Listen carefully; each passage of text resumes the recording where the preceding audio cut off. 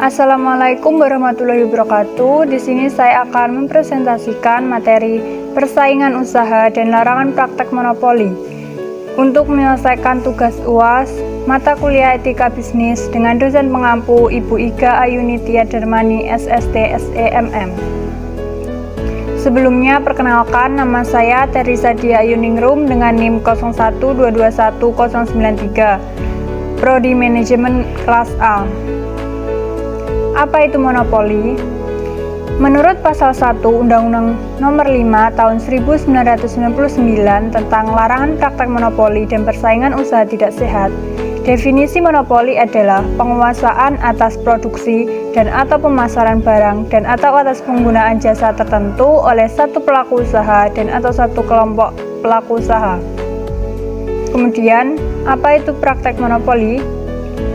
Dalam ketentuan pasal 1 Undang-Undang Nomor 5 Tahun 1999 tentang larangan praktek monopoli dan persaingan usaha tidak sehat juga disebutkan bahwa praktek monopoli adalah pemusatan kekuatan ekonomi oleh satu atau lebih pelaku usaha yang mengakibatkan dikuasainya produksi dan atau pemasaran atas barang dan atau jasa tertentu sehingga menimbulkan persaingan usaha tidak sehat dan dapat merugikan kepentingan umum.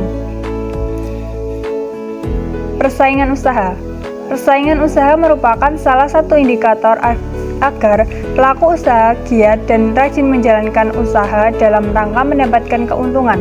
Namun begitu, yang namanya persaingan usaha ada yang dilakukan secara sehat dan ada yang dilakukan secara tidak sehat.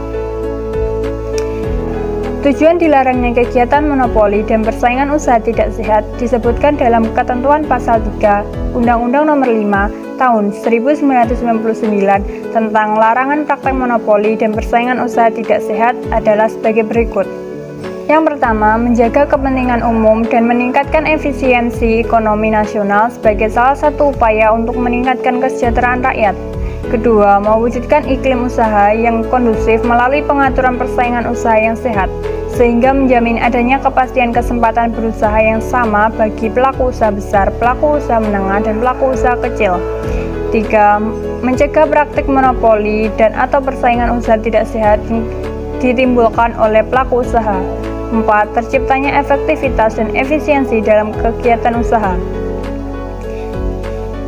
Kemudian ada perjanjian yang dilarang. Yang pertama ada oligopoli.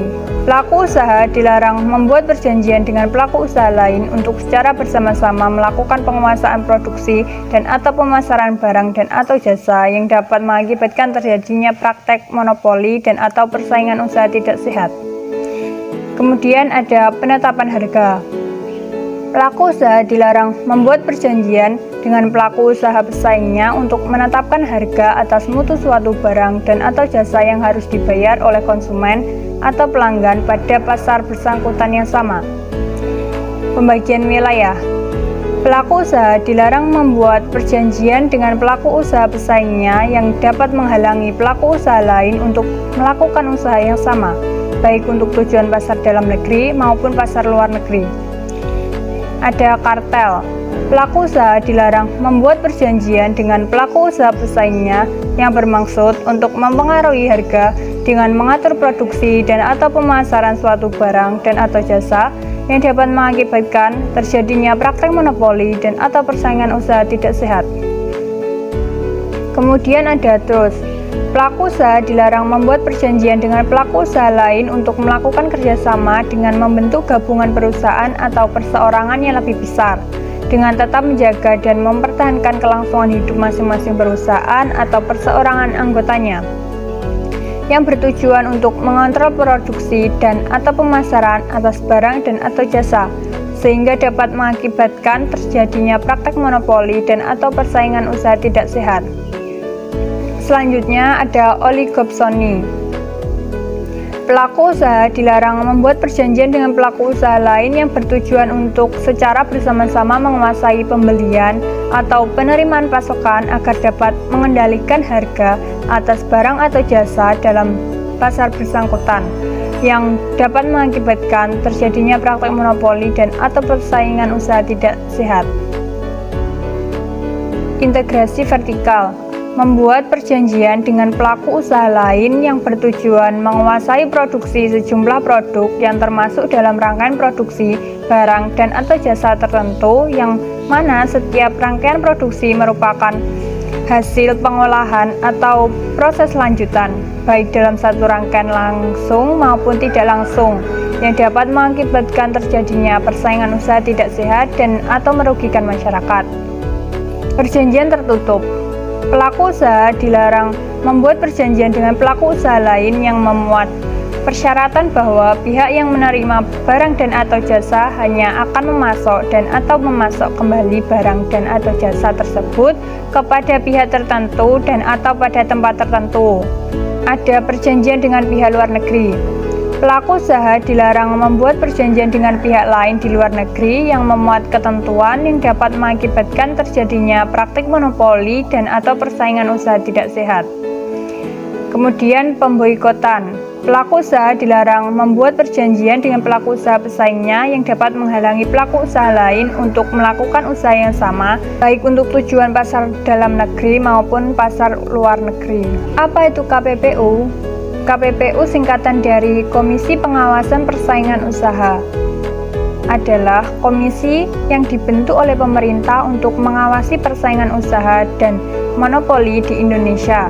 KPPU dibentuk berdasarkan Undang-Undang Nomor 5 Tahun 1999. Pembentukan KPPU secara resmi diatur di dalam Kepres Nomor 75 Tahun 1999 tentang Komisi Pengawas Persaingan Usaha.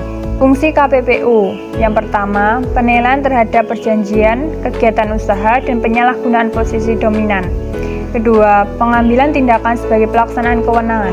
Ketiga, pelaksanaan administratif. Kemudian ada contoh studi kasus. Komisi Pengawasan Persaingan Usaha atau KPPU menetapkan sanksi sebesar 1 miliar kepada 3 perusahaan yang tergabung dalam Lion Air Group. Adapun ketiga perusahaan tersebut diantaranya PT Lion Mentari terlapor 1, PT Batik Air Indonesia terlapor 2, dan PT Lion Express terlapor 4. Ketiga perusahaan itu terbukti melanggar pasal 19 huruf D Undang-Undang Nomor 5 Tahun 1999 tentang larangan praktek monopoli dan persaingan usaha tidak sehat. Dalam putusan tersebut, KPPU menjatuhkan sanksi denda sebesar 1 miliar kepada masing-masing terlapor, sehingga secara total KPPU menjatuhkan sanksi denda sebesar 3 miliar kepada Lion Air Group.